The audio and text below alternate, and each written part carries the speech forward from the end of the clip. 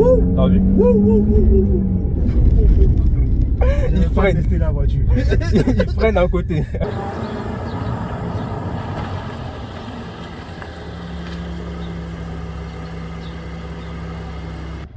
Bonjour à tous, bienvenue sur 225 Motors. Aujourd'hui, petite présentation sur une voiture que j'affectionne beaucoup, un E450 de Mercedes, année 2019. Allez.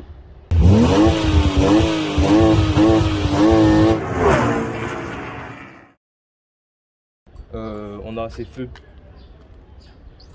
multi-beam LED que vous pouvez voir à l'intérieur comme ça. Mercedes-Benz inscrit à l'intérieur. J'aime bien comment les feux sont séparés comme ça. C'est ce qui va faire la différence par exemple avec une classe C. Le design intérieur des optiques. On a le chrome qui fait le tour de la calandre comme ça, bien avec la petite caméra ici. Donc vraiment top. On a le chrome autour du grand logo Mercedes ici. Donc bien, voilà, avec ces petits designs à l'intérieur. Bon, ça ressemble à un capteur, un truc du genre. C'est une voiture qui est très ancrée dans son époque. C'est une voiture qui est très technologique, faut le dire. Au-delà de son côté sportif, voilà, faut préciser que c'est une voiture qui a le pack AMG. Donc on a la lame ici. Voilà. On a ces fausses entrées d'air de part et d'autre ici avec des capteurs à l'intérieur. Bon, c'est un peu dommage que ça soit fermé de chaque côté. Voilà, là-bas aussi fermé. C'est plutôt ici que c'est ouvert. Voilà, là où on a le radiateur à l'intérieur. Voilà, derrière la grille. Donc bon, dans l'ensemble, c'est une berline classe, luxueuse, à caractère sportif. Ce n'est pas une sportive, mais à caractère sportif. Dites-moi ce que vous pensez de cette belle face avant de la E450 2019.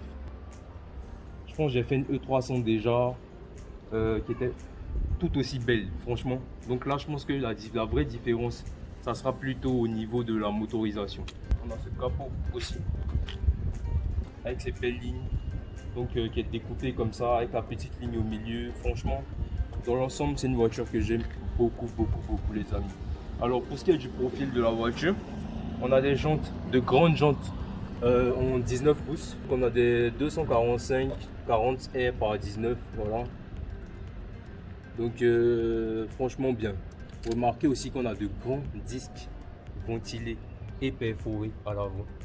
Donc ça vous donne un indice sur la motorisation. Vraiment bien, parce qu'il faut arrêter la puissance qu'elle a. Des vitres, voilà, entourées de chrome. On a dans la portière les poignées chromées aussi, pardon. Je n'ai pas dit entourées de chrome.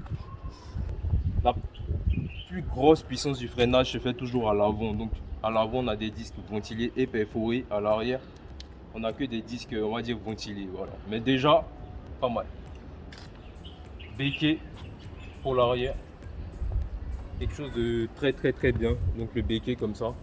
On va reculer pour voir un peu ce que l'arrière dégage. On a une petite ligne chromée au niveau des pots d'échappement comme ça. Donc franchement pas mal. Là, le petit diffuseur à l'arrière, c'est ce qui vous rappelle avec le béquet que c'est vraiment un pack AMG. Au-delà du fait même que ça soit écrit AMG dessus. Alors je précise que ces modèles-là, comme le C450 AMG, c'est vraiment des voitures, on va dire, qui se dissocient un peu de tout ce qui peut être E200, E300. D'où le fait qu'on ait un AMG. C'est pas juste par rapport au pack, mais c'est par rapport aussi à une motorisation qui commence à être quand même sérieuse. Voilà. Donc on va voir ça tout à l'heure. Donc il est assez profond, mais on n'a pas de siège rabattable. Voilà, c'est pas une voiture utilitaire ou machin, c'est vraiment une berline luxueuse. Donc je ne pense pas que ça soit possible de le faire. Par contre, on a un truc qui est très intéressant sur ce genre de véhicule, c'est cette option là. Regardez ça. Vraiment beau, mais maximum 10 kg. Donc là, je sais pas exactement à quoi ça sert, mais je pense que ça doit être pour vraiment maintenir quelque chose. Si vous voulez pas que le machin balance, donc, vous voyez. Et ensuite, vous avez ça pour ramener ça comme il faut. C'est vraiment magnifique, hein. Alors dites-moi un peu ce que vous pensez de ce véhicule là. Franchement, classe E, très optionné, j'adore les amis. Voilà, là, pour refermer. Le Burmester ici, donc voiture bien optionnée. On a du cuir sur piqûre avec du de la gomme noire ici. Voilà, je pense pas que ça soit du cuir en bas, mais franchement bien. Voilà. Alors vous voyez que je suis bien installé comme un PDG. Voilà, beaucoup d'espace. Voilà, mes jambes sont vraiment voilà. Vous voyez. Donc vraiment on est sur une mini classe S, si je peux dire ça comme ça, parce que la E vraiment c'est une berline statutaire de Mercedes. Alors ici, vous voyez, ben, je trouve un peu dommage qu'on n'ait pas de porte-gobelet ou c'est... Ah non, c'est moi qui... Voilà, j'ai failli dire une connerie. Remarquez bien ces finitions marron sur le cuir beige qu'on peut avoir, donc des surpiqûres blanches dessus. Franchement, c'est magnifique. Dites-moi ce que vous en pensez. 115 volts, 12 volts. Donc là, niveau électricité, c'est clair que on est comme à la maison. Allez. Ça m'étonne même pour une voiture qui est quand même badgée AMG, qui est voilà, le E450 qui est vraiment un modèle qui est censé être un modèle AMG Sport à part entière, qui a quand même beaucoup de choses assez classiques, beaucoup de chrome, beaucoup de bois. Bon, je ne sais pas exactement pourquoi. Je constate qu'on a, on dirait, un chargeur à induction. Bon, on a des seuils de porte comme ça, chromés, Mercedes-Benz. Vraiment, ce sont les détails qui font la différence. Alors, on a différents modes de conduite. Donc, on a un mode éco pour commencer. Éco, vous voyez. On a un mode confort. On a le mode sport. Bien. Le mode sport plus. Que j'affectionne beaucoup. Pour ceux qui ont l'habitude de regarder. Ces sièges là, franchement, je les affectionne particulièrement, je les aime beaucoup. Et ces losanges en forme de diamant comme ça, ces parties rembourrées sur les côtés qui nous maintiennent.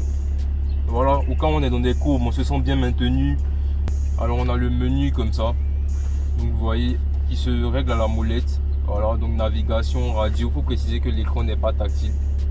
Bon, c'est un peu dommage, mais pour ceux qui connaissent bien ces modèles le savent depuis des années déjà. Je pense que c'est un choix de Mercedes de ne pas le faire à cause des traces de doigts, etc.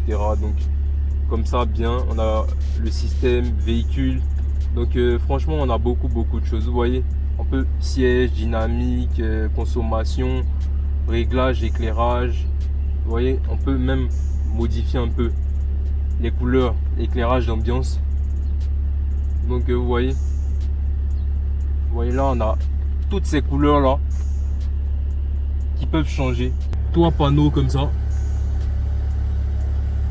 donc qui peut s'ouvrir de l'avant et de l'arrière. Donc en 2 compartiments, on a cette barre ici quand même. Alors on a ce V6 biturbo. Donc vous voyez les 2 entrées d'air là, avec un turbo de chaque côté. Il faut préciser que c'est un moteur qui développe plus de 360 chevaux, donc c'est la même motorisation qu'on peut avoir sur un C43 AMG par exemple, ou même un C450. Voilà.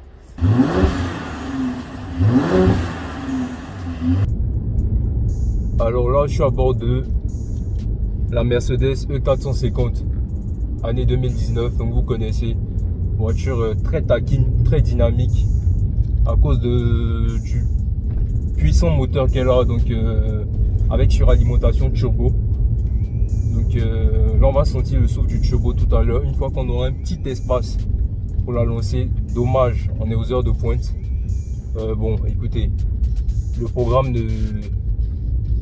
ne nous a pas facilité, on va dire, les choses. On a dû composer avec. Donc déjà c'est une classe E, donc peut-être un peu moins dynamique qu'une classe C, parce que la classe C est légèrement plus compacte, légèrement. Donc là on est vraiment sur quelque chose de très puissant, mais en même temps très luxueux. On est vraiment sur la berline quoi. Chez Mercedes, une fois qu'on arrive sur la E, c'est là, on va dire, c'est une mini S quoi, vraiment une mini S. Donc on commence à être sur vraiment des voitures, si je peux dire ça comme ça, à responsabilité. C'est des voitures, quand même, ça serait bien d'être assis derrière et de se faire conduire carrément. Alors là, j'ai passé le mode éco. Et comme vous pouvez constater, on a le start and stop qui se met en marche. À chaque fois que je mets le pied sur le frein, la voiture arrête le moteur pour économiser du carburant. Là, si vous écoutez, on n'entend rien. Si je relâche le frein, vous voyez que la voiture redémarre. Vous voyez? Waouh! Bon, là, tu t'es déjà manifesté. Hein, bon. Là, je suis avec le proprio de la voiture et il voulait pas qu'on l'entende, il veut pas qu'on le voit. Je dirais pas son nom, mais il s'est manifesté, vous l'avez entendu. Ça marche, hein? Ouais, ça marche. T'as vu? On va faire ça plutôt. Ouais. Regardez ça, les amis. Et là, on est en mode normal. Donc, ce qu'on va faire, on va passer en sport plus. On est en sport plus là et vous voyez? Vous voyez? Faut dire que le freinage il est bon parce que on a de gros disques ventilés et perforés à l'avant. Donc ça arrête, mais ça arrête bien quoi. Donc c'est de vous dire que ça n'a rien à voir avec une E300, une E200. Là on est vraiment sur un modèle qui est très proche de ce qu'on peut avoir sur une vraie AMG, mais voilà. C'est simple, le propriétaire même ne s'y attendait pas. Pour tout vous dire. Il ne s'y attendait même pas. Alors là, tu vois, hein. Parce que je n'ai pas vraiment testé, essayé. T'as pas encore testé. Ouais. Mais vas-y mollo avec. Parce que l'effet turbo, c'est traître. Je te dis que tu écrases la pédale pendant un moment, tu as un temps de latence, c'est-à-dire pendant une seconde, il ne se passe rien. Et puis un coup, boum. C'est le temps que les turbos s'activent. Voilà. Donc quand tu écrases la pédale, regarde, j'écrase. Et puis, tu vois, ça prend le temps de partir. Donc si tu ne sais pas, que tu insistes trop sur tes freinages, ça peut être, ça va être trop juste. Tu as tout compris exactement. Donc petit conseil, Tesla, mais maîtrise bien le poids, maîtrise bien tes distances de freinage. D'abord, il faut savoir exactement ton frein. Là. Quand tu lui demandes, il lui faut combien de temps. Voilà, donc au début, sport, tu avances un peu, sport plus, après, au fur et à mesure, tu peux, mais ne commence pas fort un coup.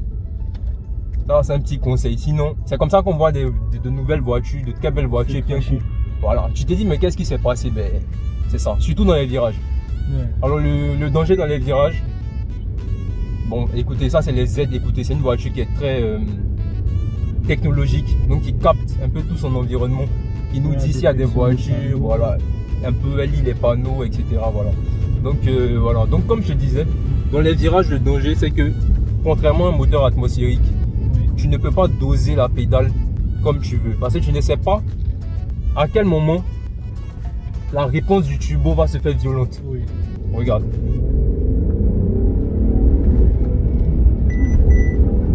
T'as vu? Il freine. Tester la voiture. Il freine à côté. C'est chaud, hein? C'est vraiment chaud. T'avais pas encore. Je suis jamais monté au sport, même sport plus. Donc on va dire que j'ai l'exclusivité. D'ailleurs, je profite pour te remercier. J'ai l'exclusivité de tester le E450 parce qu'il faut préciser que depuis que la voiture n'était même pas encore à Abidjan, avant même qu'elle arrive, il m'en avait parlé. Il m'avait dit, t'inquiète pas. Dès que je finis, je te dis. Et là, la voiture est terminée. Et voilà, on vous partage ça. Heureusement que les freins sont bons. Parce que là, ça se sent tout de suite qu'avec des freins normaux, pour arrêter cette puissance-là, ça allait être compliqué quand même. Mais bon, là, on en sport plus aussi. Il faut dire que. C'est normal que les gens se crachent. Voilà. Non, c'est pas normal qu'ils se crachent. C'est plutôt normal que si ils ne prennent pas le temps de connaître la motorisation. Voilà, parce qu'aujourd'hui, un père de famille qui n'y connaît rien, par exemple en automobile, peut acheter un E450 et se dit c'est juste une classe E, c'est pas une voiture sportive, rien du tout. Et puis voilà, c'est vite arrivé. Hein.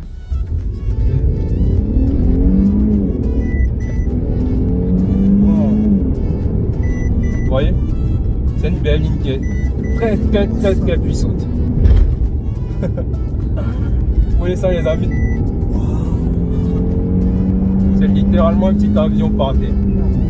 Vraiment là, si tu veux un stage 1 sur cette voiture là, tu auras des retours, du bang bang bang, des paix à l'arrière et franchement, tu auras des sensations. J'adore tes réactions là. Non, j'avais pas testé encore. J'adore tes réactions. Un éco confort. Ah là, tu viens de voir de quoi c'est capable. Palette au volant, c'est bien, On a un peu toutes les informations qui s'affichent sous les yeux là, avec l'écran très ergonomique qu'on a. On a une très bonne position de conduite. J'adore les amis, c'est vraiment top. On a ce capot bombé qu'on voit à l'avant. Donc pour le gabarit, comme je vous disais, c'est vraiment une voiture qui est très proche de ce qu'on va retrouver sur un E300, etc. Au niveau de l'intérieur, de l'extérieur. Mais c'est vraiment au niveau de la motorisation, au niveau de la boîte à 9 rapports, etc. qu'on va ressentir ces choses-là. Bon, on est aux heures de pointe, donc comprenez, on ne peut pas vous faire un test vraiment dynamique. Et d'ailleurs, c'est pas toujours le but d'accélérer. C'est vraiment aussi par moment de vous montrer de quoi la voiture est capable, le confort au quotidien, la technologie qu'il y a à l'intérieur. Et sur ce véhicule-là, vraiment, il faut reconnaître que c'est quelque chose de très sympa. Voilà, là par exemple, on a quelque chose à exploiter.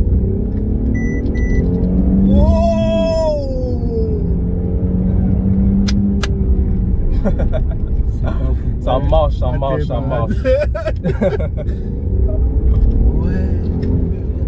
Là, c'est parce qu'on voit pas, on a un angle mort. Ouais, la ceinture te resserre, non, ça t'attrape. Voilà. Donc, c'est une voiture qui est très technologique, au-delà de tout ce qu'on peut penser. Au-delà de tout ce qu'on peut penser.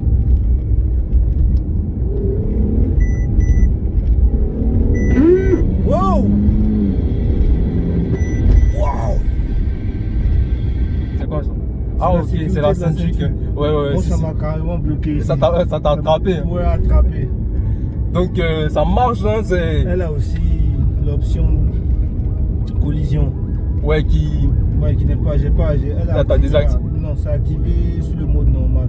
Ok. Pas sur le mode sport. Là, t'es en mode sport plus, on considère que tu as décidé d'y aller. Ouais. Donc la voiture ne va pas te... Ok. Voilà, elle va te laisser faire ce que tu as à faire. Ok. En général, même le sport plus, elle déconnecte un peu les aides. Si. Tout ce qui est ESP, les aides à la conduite, quoi, elle va les déconnecter, elle va te laisser être pilote. Même si aujourd'hui, il faut reconnaître que rares sont les voitures qui se déconnectent vraiment, mais totalement. Vraiment quoi, ouais, totalement. Il y a toujours un peu d'électronique qui reste activée. Au niveau du pilotage, l'ESP par exemple, qui va tout le temps corriger. Par moment, on considère que tu as envie de faire sortir un peu la voiture, donc il faut te laisser la faire glisser un peu. Alors au niveau du pilotage, si tu as la capacité de le faire en tout cas. C'est pas donné à tout le monde. Ah, moi en tout cas, je te conseille pas de mettre entre les mains de tout le monde cette voiture. Faut pas mettre entre les mains de tout le monde. Dans moi-même, mes mains déjà, je suis pas capable de faire ce que tu es en train de produire.